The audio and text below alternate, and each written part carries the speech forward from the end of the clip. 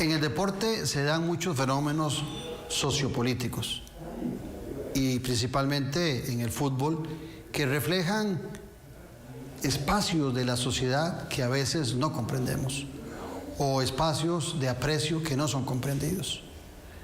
Hace algunos días murió Diego Armando Maradona y muchos entramos en una confusión de por qué tanto aprecio generalizado en Italia, en Argentina y en muchas otras partes del mundo. Sin embargo, lo que hay que comprender es que en muchas ocasiones un individuo puede cambiar la vida de algunas personas desde diferentes perspectivas y eso lo hace del agrado y del aprecio de grandes multitudes. Cuando yo veía todo lo que acontecía alrededor de Diego Armando Maradona, pensaba en Prometeo, aquel titán de la mitología griega que le roba el fuego a Dios de dioses, a Zeus, para compartirlo con los hombres. Zeus, bravo, indignado, molesto, va a crear a Pandora, una mujer bella, y le da una caja con un montón de sorpresas que espera que lleguen a aquel titán, a Prometeo, con lo cual espera enviarle en esa caja todas las desgracias habidas y por haber. En aquel caso, Prometeo no aceptó el regalo y no padeció lo que venía en la caja de Pandora. A lo mejor, en el caso particular de Diego Armando Maradona, sí abrió la caja de Pandora. Esa es mi opinión.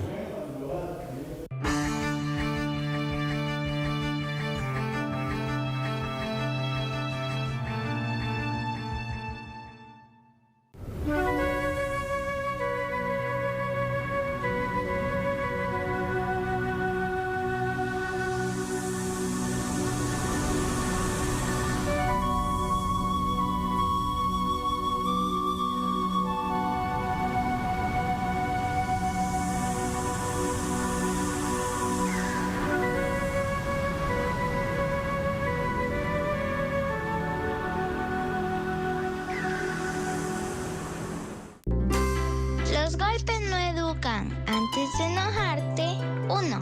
Cálmate. 2. Escúchanos. 3. Conversemos. 4. Explícame lo que pasó. 5. Lleguemos a acuerdos. Aprendamos en casa.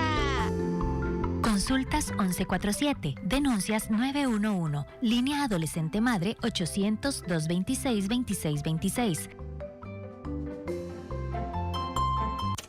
Con los temas de la política, sociedad y economía de Costa Rica y el mundo. Café y Palabras. Lo que hay que escuchar del acontecer nacional con el politólogo Claudio Alpizar Otoya. Café y Palabras, porque la política sí importa. Escuche Café y Palabras, de lunes a viernes a las 9 de la mañana en Radio Actual 107.1. Café y Palabras.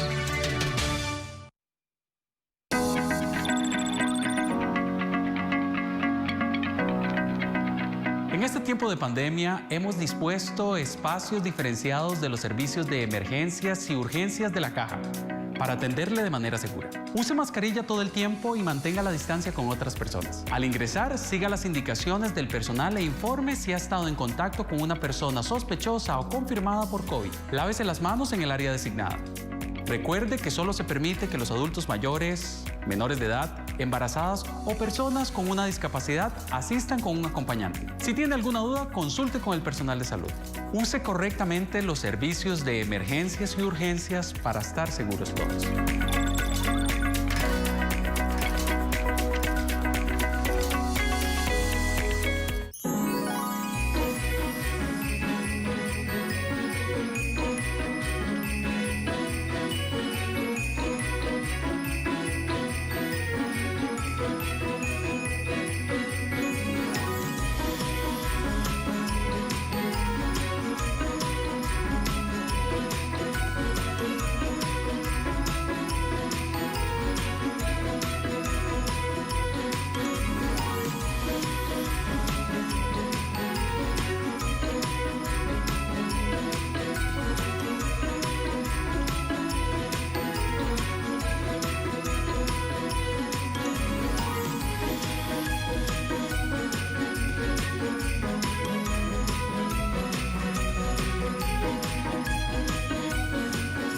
mejor regalo no está en lo material. Celebremos a quienes podemos amar, a quienes podemos abrazar, porque en esta Navidad, en Canal 8, somos familia.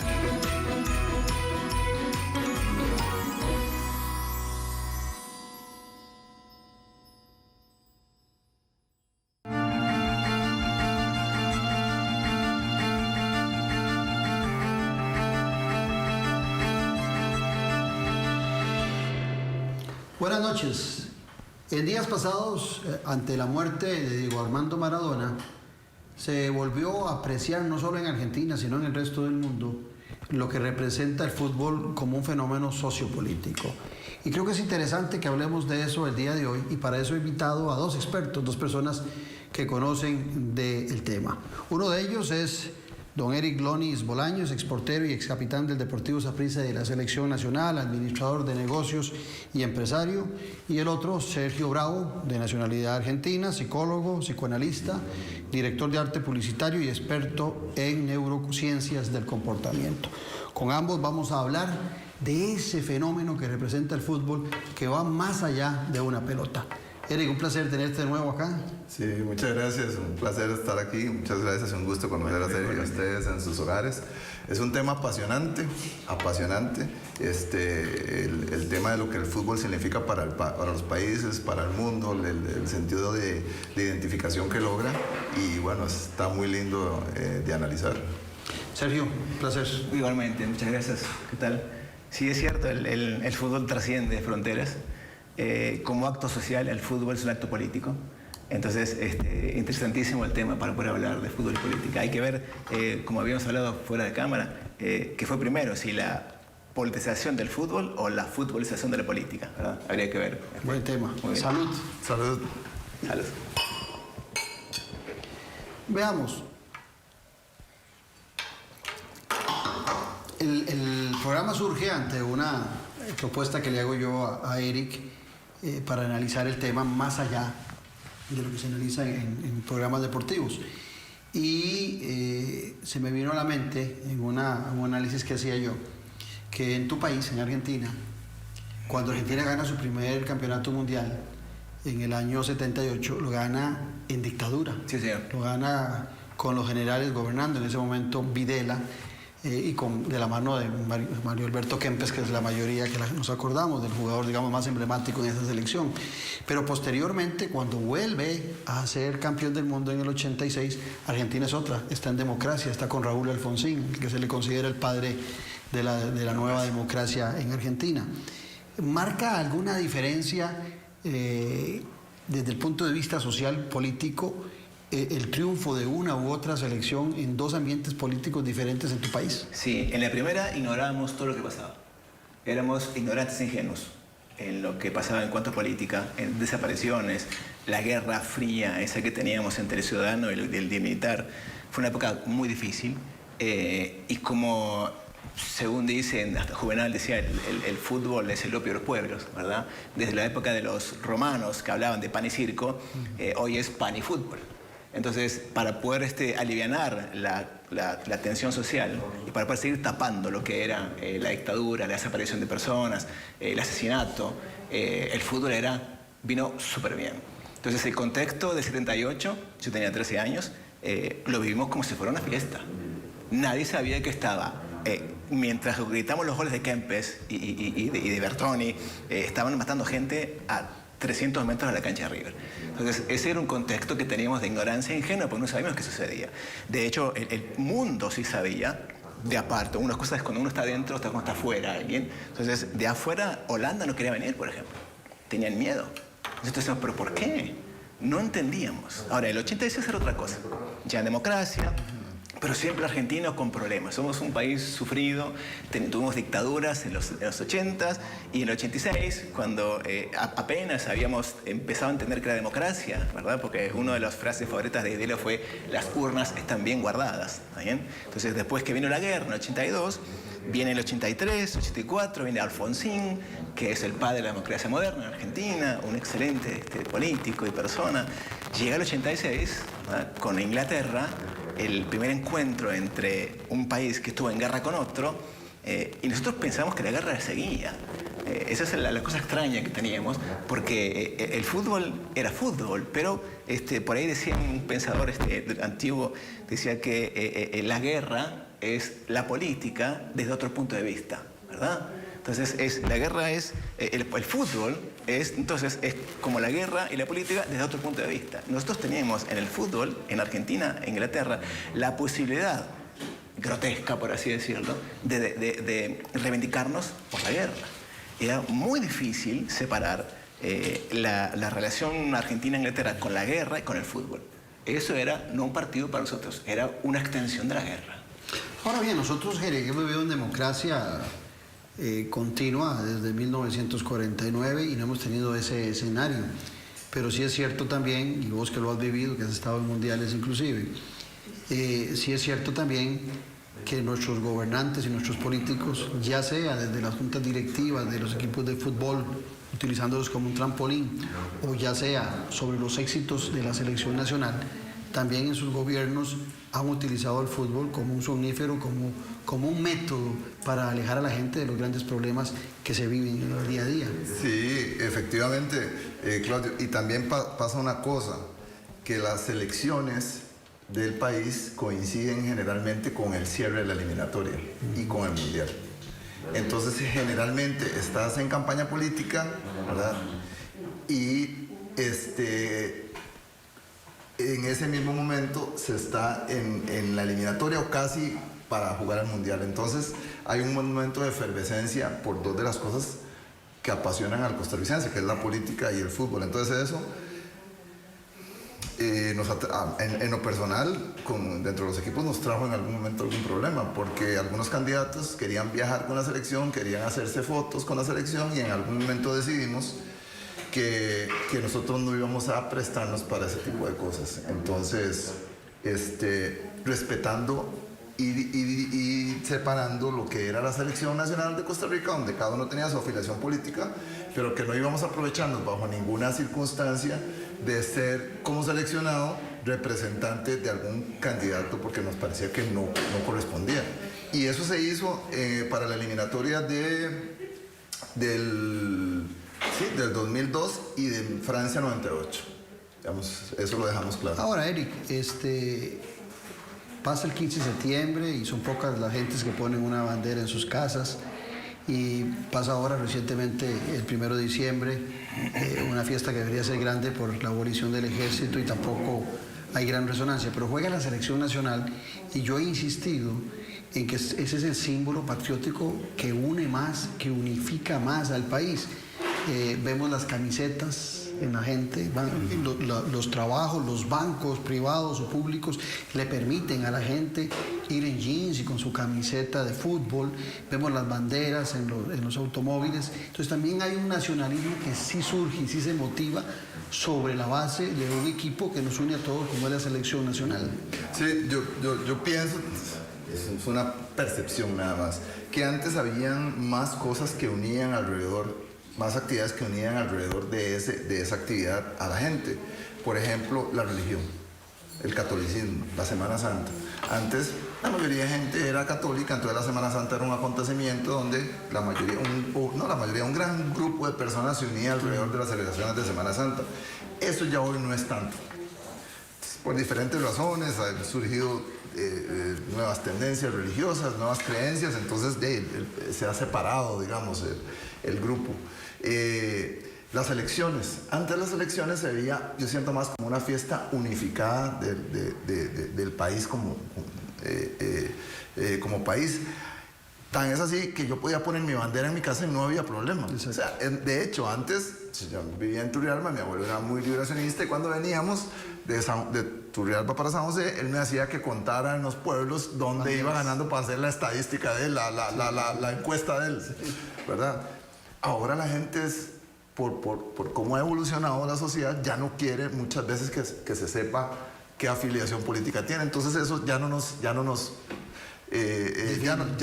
define. El fútbol es el único que nos queda.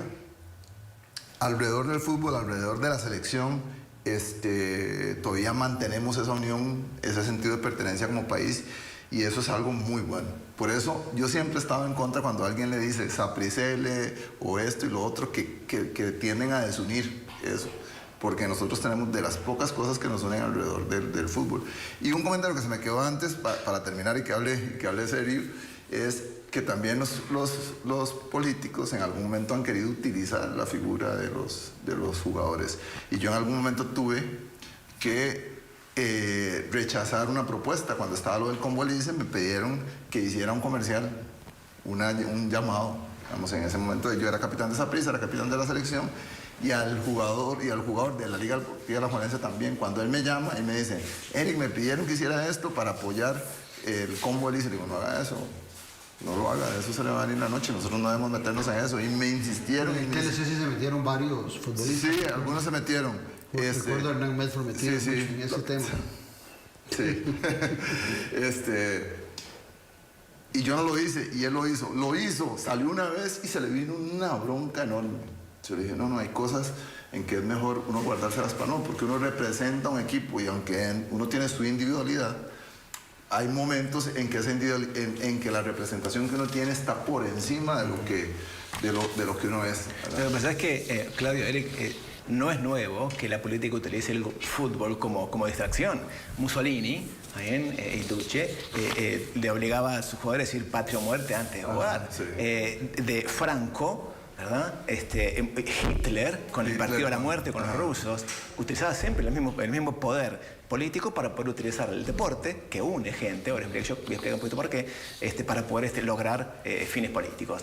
El Real Madrid, por ejemplo, me toca a mí como argentino, la saeta rubia de Stefano, que fue para mi padre el mejor jugador del fútbol del mundo, ¿verdad? Por arribísima de Pelé y por arriba de Maradona en su época. Yo no lo vi jugar, pero parece que sí. Lo tenía comprado en Barcelona, pero por política, Franco se lo llevó para el Madrid. Y el Madrid fue el equipo insigne del franquismo. Rajoy, en 2012, cuando creo que la Eurocopa, le dice a la selección de España, gánenla para que la gente esté feliz. Y entonces Del Bosque, que era el técnico, dice, señor, podemos perder o ganar el partido de la Eurocopa, pero nosotros vamos a reemplazar los problemas que tiene el partido político en el país. Sí. Entonces, no es de ahora, es de siempre eso. Y cuando decís, perdón, Claudio, nos queda la religión, la política, se van como despegando del pueblo.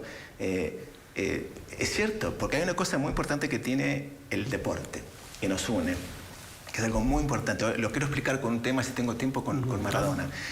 Para mí la religión, por ejemplo, y la religión y el fútbol tienen una especie como de nacimiento parecido. Todos nos iniciamos desde chiquito. Nos bautizan cuando nacemos.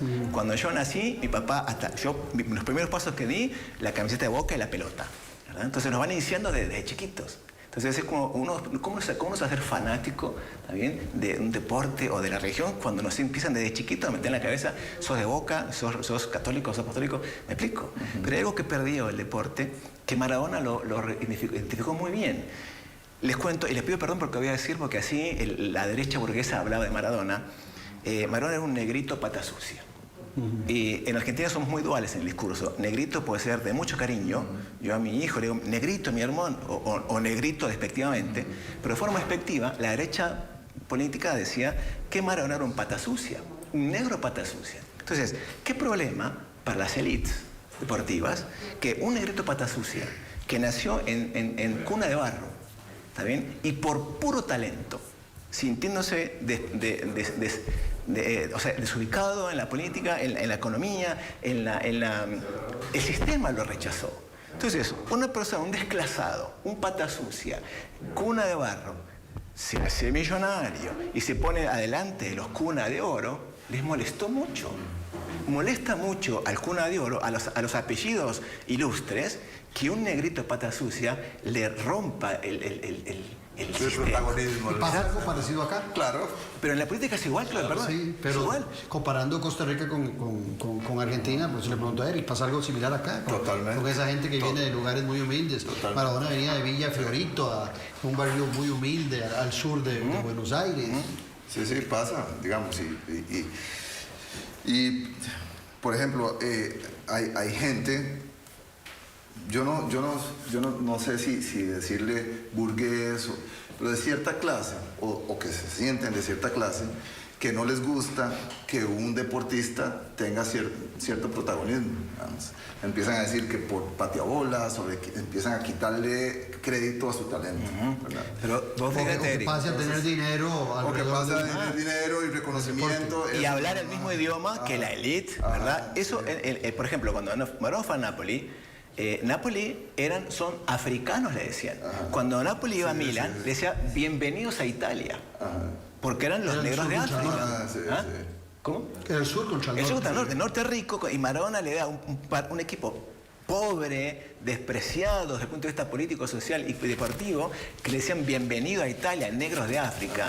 Cuando el Milan caía derrotado a la Juventus y caía derrotado ante el Napoli, por supuesto que les cae mal. Y la política es igual.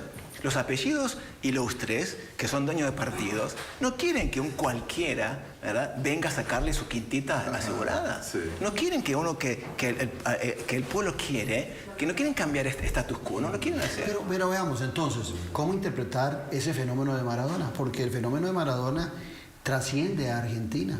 Duverger, famoso Maurice Duverger, francés, politólogo, sociólogo, político, hacía referencia siempre al sur y al norte. En el norte, y si uno coge un orbe y lo parte a la mitad, todos los países ricos están al norte, Canadá, Estados Unidos, Rusia, Europa, China, Japón, y si te vas al sur, están para abajo del Ecuador están los países pobres.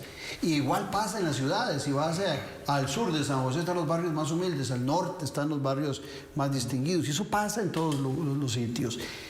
Es Maradona un producto del sur, porque es de un país del sur, es de un barrio del sur, y cuando también en Europa es famoso, su resonancia más grande es en el Nápoles, en una ciudad del sur de Italia.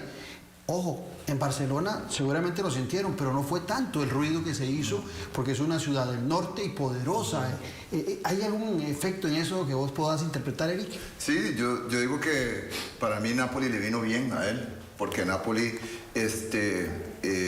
no soy tan experto como Sergio, pero Napoli es una ciudad multicultural, muy influenciada por la parte árabe, por la parte africana, así es. Entonces, por la parte española del imperio aragonés, entonces del reinado aragonés, entonces eran multiculturales, eran del sur, eran un poco más oscuros, eran diferentes. Y además humillados por el Milan. Claro, humillados por el Milan, pero también el Estado no intervenía mucho. Exacto. Entonces, al no intervenir el Estado, dicen que cuando el Estado deja un espacio, alguien lo ocupa. Y lo ocupó la camorra, la mafia, entonces detrás de así, mafiosos. Entonces, llega Maradona, que viene de un barrio con esas características y se encuentra en su ambiente. Y él se siente representado y se siente bien. Tan es así, que yo digo que por eso lo de Diego Maradona es algo que va a decir repetible. Tan es así que en una entrevista, una de las principales entrevistas de los principales programas que le hacen a Diego Maradona, cuando él ya empieza a descollar en Nápoles, me dice: yo vengo a este programa, lo primero que quiero decir es que yo no sabía que los italianos eran tan racistas. Pero dice, pero no contra los africanos ni los negros, contra los mismos italianos. Algo que nadie se atrevía a decir. Ese es el tema. Entonces, ¿qué pasó con los napolitanos? Dice, viene y dice algo que todos sentimos, nos da dignidad, se para frente a los demás, y eso es lo que a él lo hace diferente. Pues para mí, el talento es indiscutible, pero digamos, su personalidad y su identificación con la gente fue lo que para mí lo hizo diferente. Y Eric, hay algo más con lo que puedo decir. La política utilizó el deporte en su favor, ¿está bien? Pero también hay una contrapolítica, digamos, al revés, cuando el fútbol se aprovecha del poder del fútbol para ir en contra de la política, como hizo Maradona con la FIFA, por ejemplo. Entonces, como digo... Contra el poder. Contra el poder. Cuando un desclasado, un pata sucia, pobre, se mete en la mesa del poder y encima lo cuestiona, eso duele. En la política pasa exactamente igual. ¿Y por qué Maradona trascendió? Fíjense, 1,5 millones de personas en la calle. Chau pandemia, ¿verdad?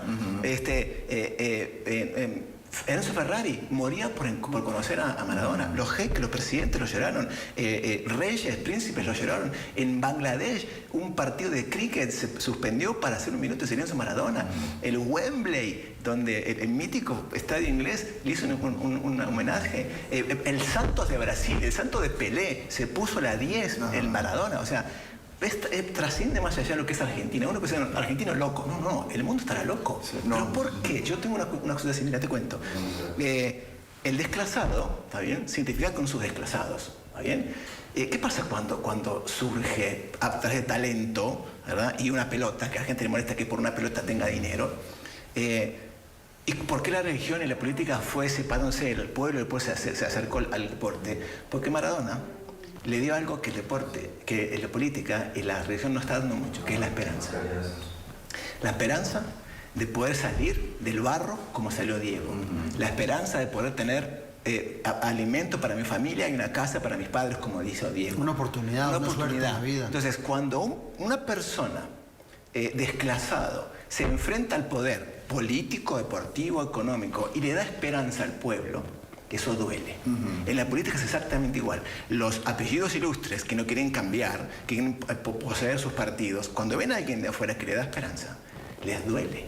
Porque como la esperanza es lo último que se pierde, ¿ven? Y el fútbol une gente, porque es una masa, y la masa quiere esperanza. Entonces, eso es lo que duele. Ahora, tal vez, perdón, le agregaría nada más cortito, le agregaría esperanza y dignidad. Exactamente. Pues, dignidad, que una ciudad como Nápoles se sienta a la altura en algo de una ciudad como Turín, como Roma, como Milán. Lo que te decía yo, que los derrote. Que los un partido derrote, de fútbol, digamos, que sea campeón. Que sea campeón, que conquiste Europa.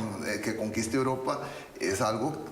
Es como Napoleón, de alguna manera, claro. Nápoles. Y después, digan lo que digan, lo que pasó en el contexto político, en el contexto geopolítico, con el partido contra Inglaterra, es algo también...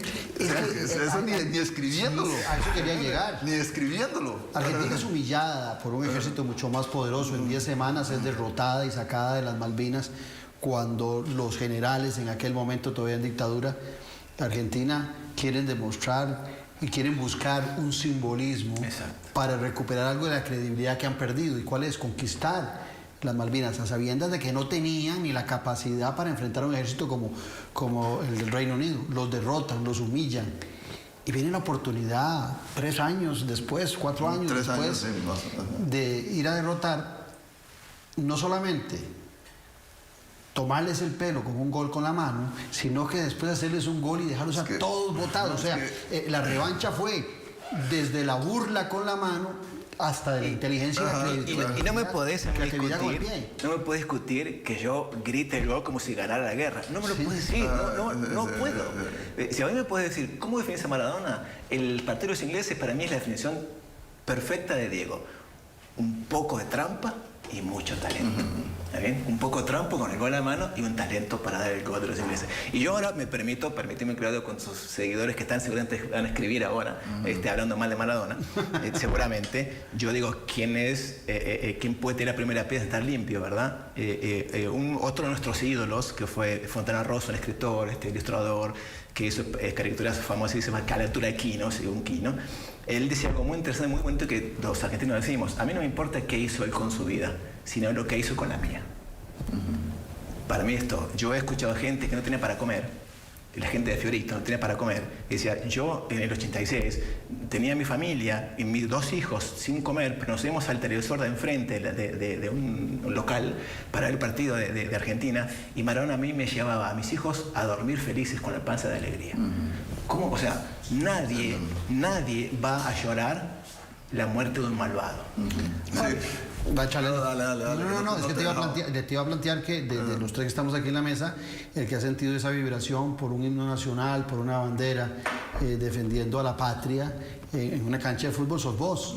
Y esas reacciones que dice Sergio, efectivamente así deben ser. Si uno lo siente, lo vivimos ahí. Yo recuerdo en Brasil, en el último mundial, que tuvimos una muy bonita participación, que nosotros tuvimos que buscar un simbolismo para que nos definiera, porque todos los países, los africanos, los del sur, tenían alguna indumentaria que lo identificaba, y lo que fuimos a buscar fue el chonete del campesino, ¿te acordás? Sí. Y todo el mundo iba a ver el partido de fútbol, al bar, al restaurante con el chonete, porque ocupábamos una identificación ante una gesta histórica que estábamos haciendo en Brasil. Vos has vivido la situación de defender al país. Eso que dice Sergio, ¿cómo lo enfocás vos con esa vivencia? Yo digo que el hecho de lo que uno haga dentro de la cancha le dé tanta alegría a la gente, primero es una gran responsabilidad, pero también es un motivo de orgullo. Exactamente. Porque un resultado, que la gente se sienta bien, que la gente se sienta feliz, es un privilegio que muy pocas personas tienen. Y yo creo que comparándolo en perspectiva con lo que hizo Diego Maradona, yo no sé si hay un jugador o un deportista que ya ha logrado hacer una historia, no lo sé. ¿Por qué? Porque en el contexto político, por ejemplo, hablamos del partido de Inglaterra, es que no solamente fue que le ganaron a Inglaterra, sino la forma, y que los 2 goles los metiera él. Es que, ¿me entiendes? Uno puede decir, bueno, metió un gol Valdano y metió el otro Burruchaga y ganamos, el pase de Diego, pero no, es que los 2 los metió él, la forma en que los metió él. Entonces, por eso, cuando alguna gente me lleva a la contraria con respecto a eso, yo le digo, mira, es que lo que ha pasado con él, la identificación que tiene la gente con él, por algo será. Entonces la gente sale con el tema de las drogas, que a mí me gustaría aclararlo. Él tuvo un problema de adicción. Era un enfermo. Era un enfermo de adicción. Eso, una cosa es una cosa, como dice una amiga mía, y otra cosa es otra cosa. Vamos, lo que él hizo como persona, los compañeros, no hay uno solo que hable mal de él. Nadie. Tarantini sacó, mis hijas fueron a la universidad por Diego Maradona. Tengo un amigo que fue al Mundial de México 86, iban en el bus y estaban viendo a 200 metros, gritándole a la selección, estaban saliendo de un entrenamiento, se vino Diego Maradona, sacó plata, le digo, tome para que hagan un asado de eso. ¿Quién hace eso? Sí. Llegó a Boca Juniors, la segunda vez que llegó a Boca Juniors, los de divisiones menores, los niños, no, los muchachos, los pibes, como dicen, no tenían las condiciones, y los entrenadores de divisiones menores no les pagaban lo suficiente, y él dijo, yo no firmo hasta que a ellos les den las condiciones, los muchachos tengan las condiciones. O sea, ¿quién hace eso? Porque esa gente lo tiene todo. Le dio casa a muchos chiquitos que venían del interior. Argentina es muy grande. Claro. Y otra cosa, yo a las redes sociales las llamo la República del Odio. A las redes sociales, ¿verdad? Porque todo el mundo es perfecto. Sí. Seguramente van a estar escribiendo, sí, por Maradona las drogas. Sí. O sea, perdón. Esa gente que tiene ese énfasis en quejarse de las drogas, Maradona que era un golpeador, bueno, sí, pero ahora, esa gente seguramente nunca habrá querido escuchar Thriller o Billie Jean o querer hacer el pasito para atrás de Moonwalker porque Michael Jackson fue un cuestionado de pedofilia. O seguramente los que tienen encendido los comentarios ahora en Facebook diciendo que Maradona esto, aquello, seguramente habrán prendido fuego todos los libros de Neruda porque el tipo fue un violador confeso, ¿verdad? O Bukowski, que es alcohólico, o Charles Dickens, que era drogadicto, o Gandhi, que le echaba el culpa a las mujeres violadas por excitar. Entonces, el que está libre de pecado, que tira la primera piedra. Por eso yo digo, yo no sé lo que hizo con su vida, yo sé lo que hizo con la mía. Además, fue la figura pública, yo no conozco otra, que ante 60.000 personas en la cancha de Boca en vivo y millones de personas en televisión pidió perdón, sin tener que haberlo hecho. Y él dijo, pido perdón porque me equivoqué. Ahora, una cosa más, perdón, Pedrito. Sí, claro. Lo quiero poner con la política. Una persona pública que no podía salir a la calle porque tener 400 personas encima, lo rasguñaban todo, yo lo he visto, lo rasguñaban, tuvo que pedir perdón, se dignó humildemente a pedir perdón. ¿Cuántos políticos cuando terminan su mandato dicen perdón, malversé fondos, perdón, me equivoqué, perdón, firmé un decreto? ¿Quién lo hizo? Entonces, aquellos que dicen que Maradona es aquello que... a ver, digan ustedes si tienen... Vino para abajo, ¿verdad? La computadora. Aquellos que Maradona es un drogadicto, ok. ¿Tendrás la humildad y el valor de ponerte en el parque de tu casa, decir, perdón, yo me equivoqué, le pegué a mi hijo, engañé a mi esposa? ¿Tiene ese valor? No, Maradona sí.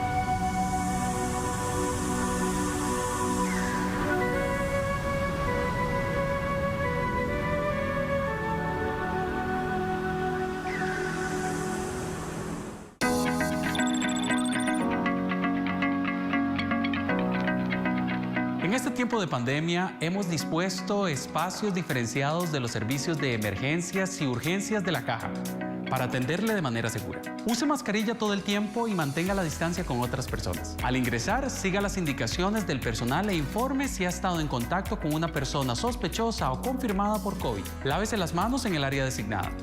Recuerde que solo se permite que los adultos mayores, menores de edad, embarazadas o personas con una discapacidad asistan con un acompañante. Con los temas de la política, sociedad y economía de Costa Rica y el mundo. Café y Palabras. Lo que hay que escuchar del acontecer nacional con el politólogo Claudio Alpizar Otoya. Café y Palabras, porque la política sí importa. Escuche Café y Palabras, de lunes a viernes a las 9 de la mañana en Radio Actual 107.1. Café y Palabras. Los golpes no educan. Antes de enojarte, 1. Cálmate. 2. Escúchanos. 3. Conversemos. 4. Explícame lo que pasó. 5. Lleguemos a acuerdos. Aprendamos en casa. Consultas 1147, denuncias 911, línea adolescente madre 800-226-2626.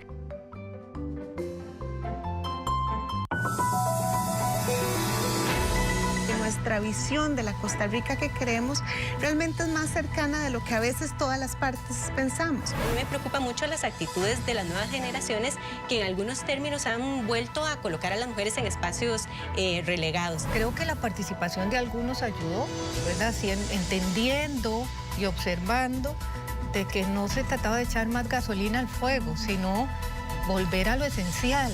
La primera palabra, con horario especial, este lunes a las 10 de la noche, aquí en el 8.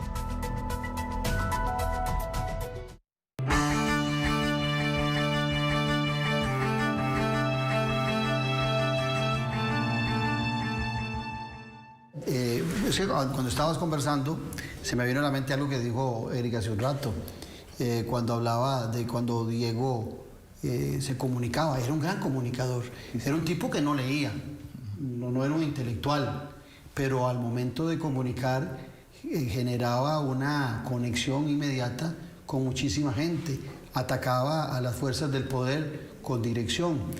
Solo me surge a mí una inquietud. Maradona termina abrazándose mucho con gobernantes de izquierda, que lo podría juntar con lo que vos decías antes, la derecha que lo odiaba, que lo veía como un negrito patas sucias, de repente lo ve exactamente con el pensamiento ideológico contrario. Bueno, a lo mejor es la misma derecha, por ese odio que le tenía, que lo empuja a abrazar a eso, porque cuando yo analizo la vida de Diego con un Ferrari, con buenas casas, no era tampoco que vivía en la penuria, no era la vida normal de un cubano, por decir algo, hoy en día y menos antes lo que lo identificaba. Era tal vez esa contra de llevarle a aquellos que lo menospreciaban y lo achicaban en su presencia escénica. Sí, digamos, la gente que está acostumbrada a manejar el poder, la política, los medios, no les gusta cuando alguien, o se sienten incómodos, no en términos generales, pero se sienten incómodos cuando alguien se atreve a decir algo que nadie más dice, aunque lo piense. Y el único que a mí, bueno, que a mí me salta a la memoria, que tengo una gran admiración por él, fue Mohamed Ali. Cierto. Mohamed Ali hizo lo mismo, y yo me acuerdo que Mohamed Ali, los medios no lo querían. No lo querían. No lo querían, los políticos no lo querían. Él dijo, ¿yo por qué voy a ir a Vietnam? A mí los vietnamitas no me han hecho nada y tuvo que ir a la cárcel. Porque estaba en contra de lo que alguna gente proponía. Con mucha inteligencia y un extraordinario comunicador, ¿verdad? Entonces a la gente eso no le gusta y busca desprestigiarlo de alguna forma. Afortunadamente yo creo que la historia siempre se encarga de poner en su sitio a las personas, ¿verdad? Yo me acuerdo que en los 70 Mohamed Ali era muy despreciado por mucha gente, amado precisamente por un grupo de gente parecida a la de al grupo de gente que se identifica con Maradona, amado, ¿verdad? Porque un negro que sale, que se atreve a decir lo que dijo, ¿verdad? No era fácil de conseguir, ¿verdad? No fácil de encontrar, imposible que alguien en el contexto deportivo, ¿verdad? Porque estaba Martin Luther King, estaba Malcolm X, pero en el contexto deportivo que saliera, hablara tan bien y dijera lo que dijera, calara tanto en la sociedad. Entonces, ese tipo de comportamientos, hay gente que no se siente cómoda con él. Hay una frase que estaba leyendo sobre Maradona y lleva... Después de vivir en un barrio muy humilde en Buenos Aires, compra una casa muy lujosa en un barrio muy fino y se lleva un bus, un camión que le estorbaba a la gente que estuviera en ese barrio, en un barrio fino, y la gente seguro estaba incómoda con que Maradona, que hacía mucho ruido y hacía fiestas y era un barrio lujoso, de un perfil muy alto, y entonces le piden que saque el camión que tiene ahí instalado en ese barrio lujoso. Entonces Diego dice lo siguiente, que lo va a mover. Pero dice, yo puedo decir cómo hice la plata. Si alguno de los que vive acá también lo dice, saco el camión. Es una frase que pone entre la espada y la pared a muchos poderosos. Yo escribí, yo la semana pasada vi tu programa y vi que Ocean y Alejandro tenían papel y se anotó. Digo, ¿qué anotan tanto, verdad? Y yo también creo que yo para anotar, pero me lo olvidé. Entonces yo escribí un decálogo del 10, ¿verdad? Y permítame, se utiliza la tecnología aquí. Yo tengo 10 puntos que para mí son el decálogo de lo que es un líder. Entonces quiero decir lo que Maradona fue para mí. Primero, tener claro el norte, a dónde quiere llegar, ¿verdad? Maradona a los 10 años, en un reportaje, a los 10 años dijo, yo quiero jugar un mundial y ser campeón del mundo. A los 10 años, tenía bien claro a dónde llegar. 2, estar preparado para eso. ¿Bien? Maradona, cuando todo el mundo se iba a dormir, a las duchas, ese cada 3 horas, lo contaba Pumpido en el 86, pateando penales. Y Pumpido, el arquero, le decía, Diego, basta, vamos a dormir. No, me falta 1 hora más para patear, porque yo quiero ser el mejor. Entonces, estar preparado para ello. 3, confiar en su equipo. No podés ganar si no tenés un equipo en el que confías. 4, potenciarlo individualmente. Hablarle, él decía cuando estaban todos cansadísimos, Maradona se paraba uno por uno y decía, ¿cómo estás? ¿Estás bien? ¿Estás algo? Uno por uno le hablaba. 5, ser el ejemplo en el deporte. Además, 6, proteger a ese equipo. Y Diego, vos bien lo dijiste, no hay un jugador en el mundo que hable mal de él. Cuando Diego ganaba 1 millón y los otros ganaban 100, él quería que ganaban 2 millones. Entonces los protegía. 7, ser generoso en las victorias. Y 8, asumir las derrotas. Diego pidió perdón, no debería haberlo hecho, porque la vida de él es propia, pero él pidió perdón, asumió su derrota. 9, comunicar claro, hablar correctamente. Y 10, no mentir a los que lo siguen.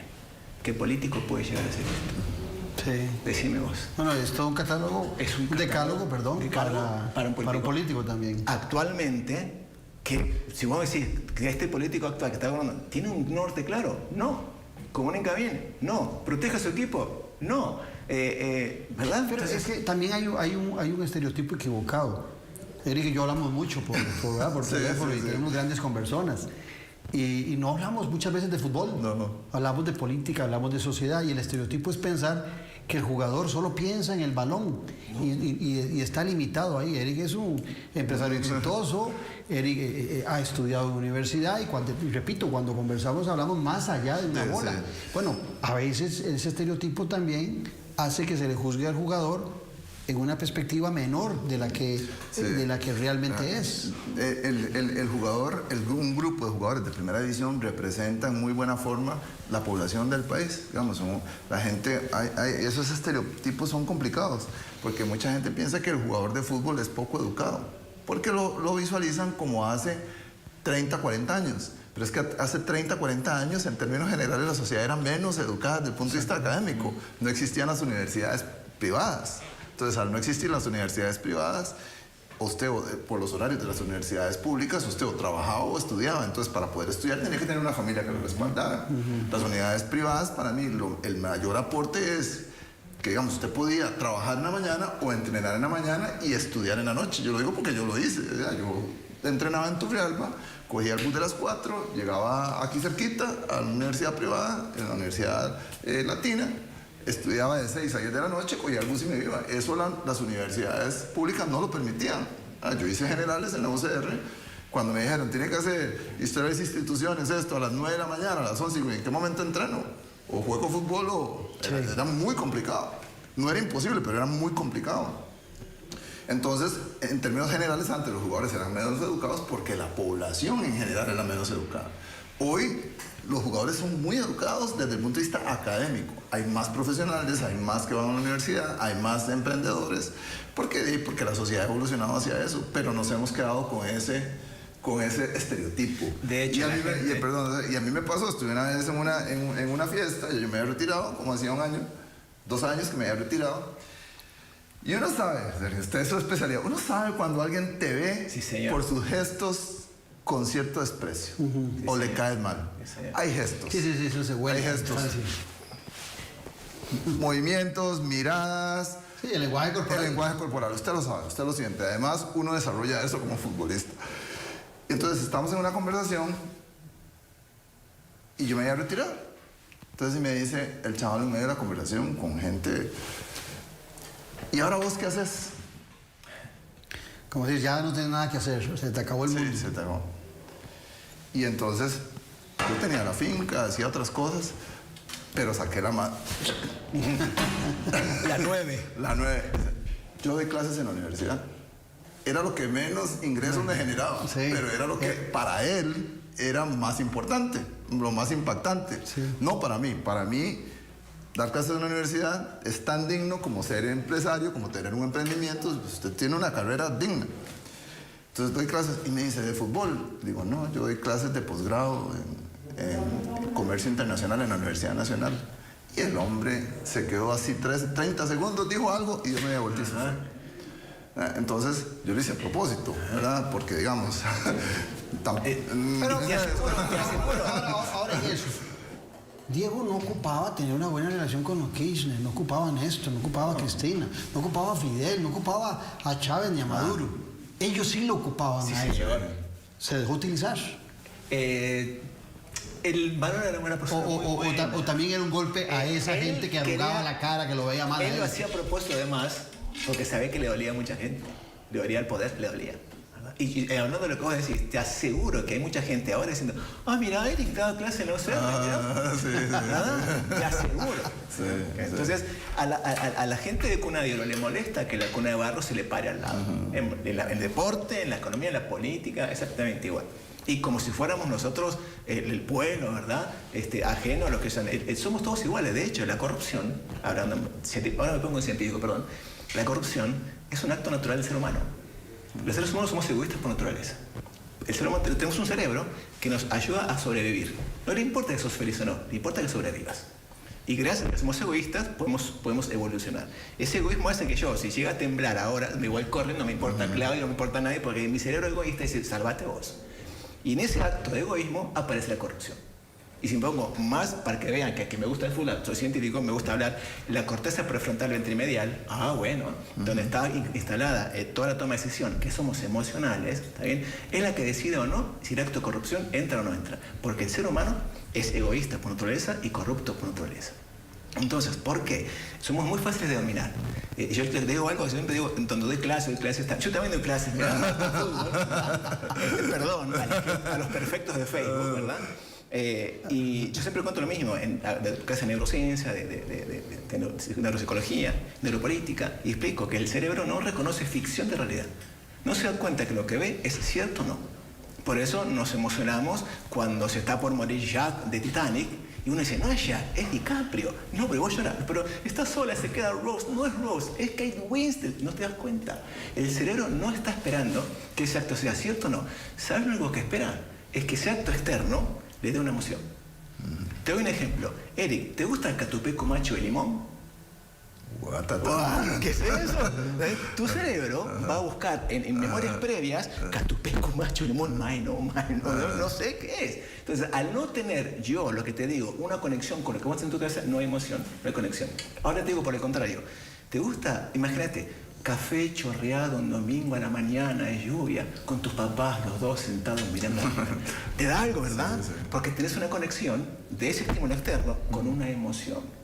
Y la emoción es lo que une a la gente, porque somos seres emocionales. En esas emociones hay otra frase de Diego que me llamó a mí mucho la atención, cuando no lo dejan ingresar a Japón porque consumía drogas. Y entonces él dice, no me dejan entrar porque consumí droga, pero se abrazan con los gringos que les tiraron 2 bombas atómicas. O sea, esa sencillez para decir cosas muy duras, muy rudas, generaba también conexión inmediata. Porque te da una emoción. Generaba esa emoción. Sí, porque lo que está diciendo es cierto. ¿Me entiendes? Porque no es que está diciendo una tontera. Sí. Entonces, pero son momentos que un líder y que un gran comunicador hace, que impactan a mucha gente y que mucha gente se identifica con eso, ¿verdad? Entonces...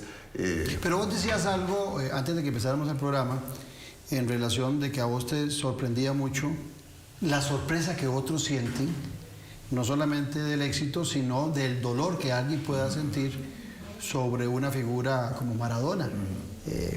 Me gustaría que lo ampliaras. Sí, digamos, cuando la gente me dice, Eric, pero ¿por qué lo de Maradona? ¿Por qué no merece homenajes y eso? Le digo, mira, si por consumir drogas nadie merece un homenaje, los premios Oscar no existirían, ni los premios Grammy. O sea, una cosa es una cosa en el ámbito del arte y otra cosa es su vida personal. No estoy haciendo apología, ¿sí? El consumo de drogas, no, ¿verdad? Nunca he consumido y no me voy a poner a juzgar a nadie, pero hay que diferenciar las cosas.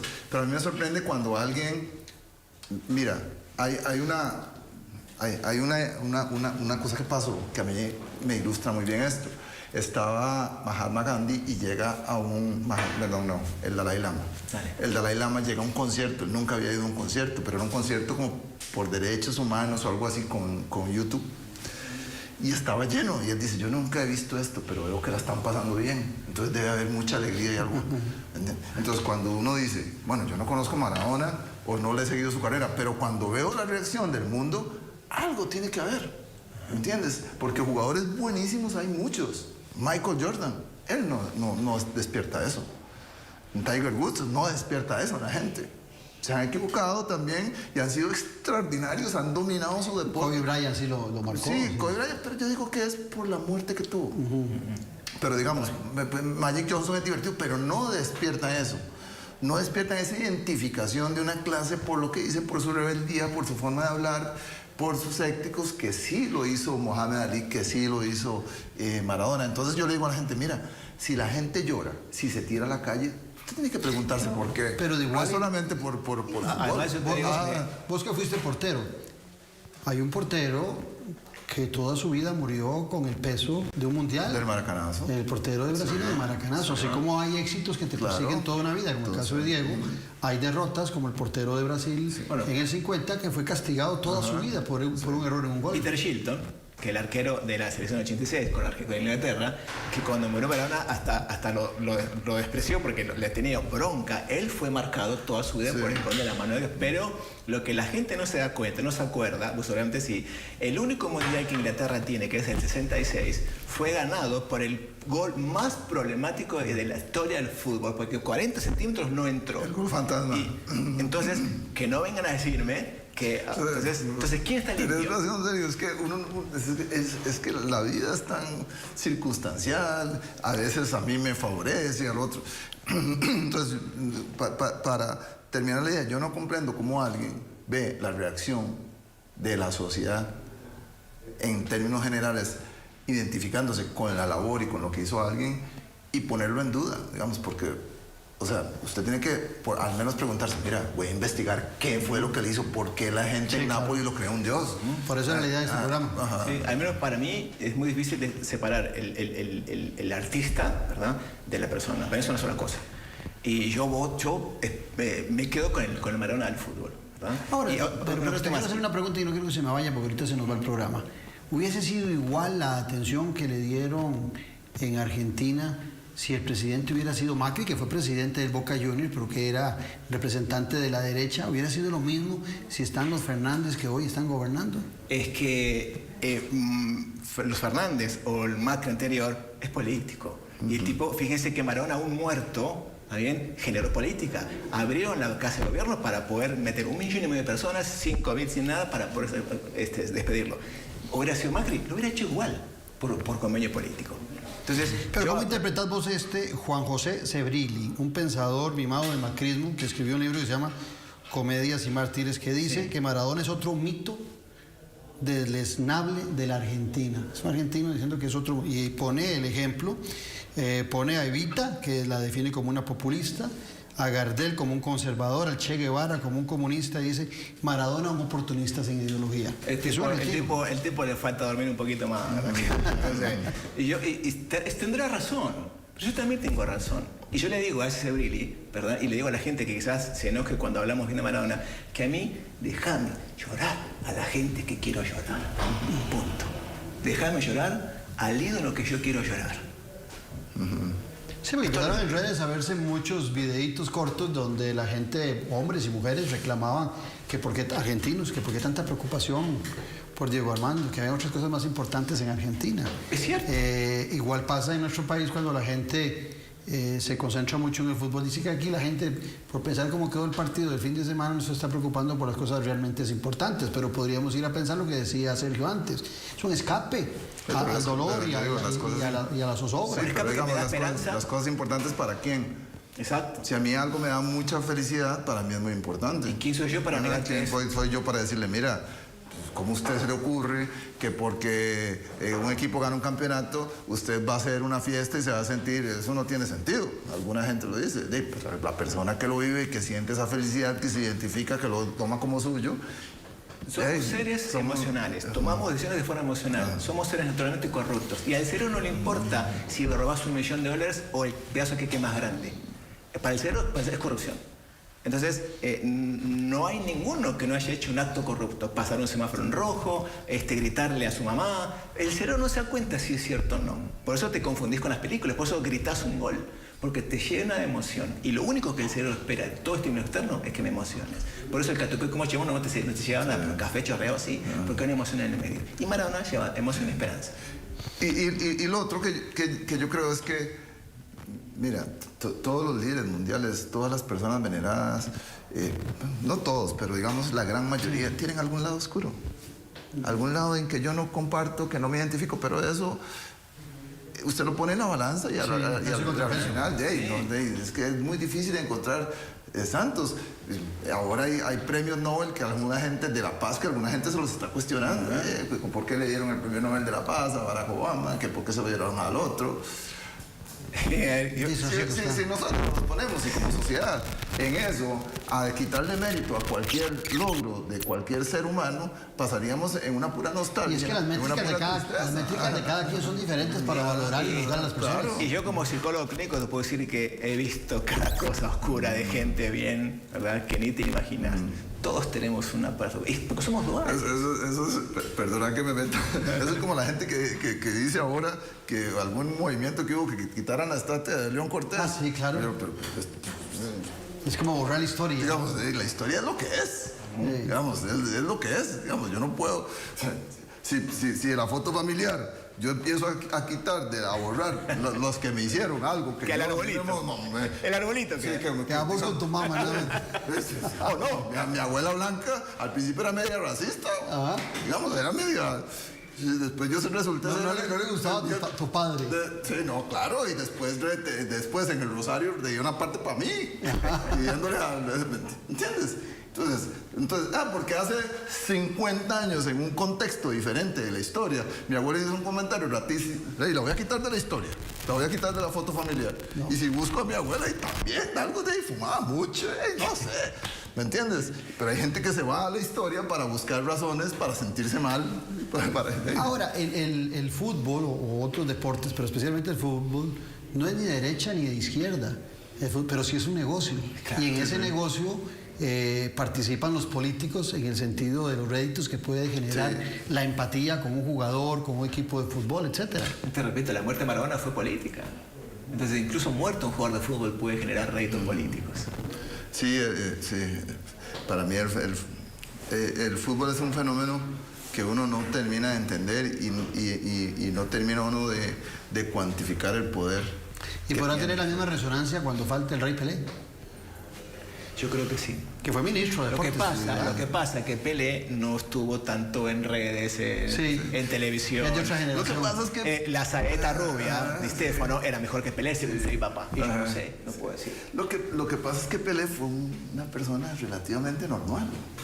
¿Entiendes? Esas figuras que trascienden de esa forma tienen algo raro. El arquetipo del rebelde es el que funciona mejor. Sí, tienen comportamientos complicados. Yo una vez vi a alguien que dijo, es que Michael Jackson es el mejor porque además de que era un gran artista, era medio raro, se hizo blanco. Hay un video de ese muy, muy interesante.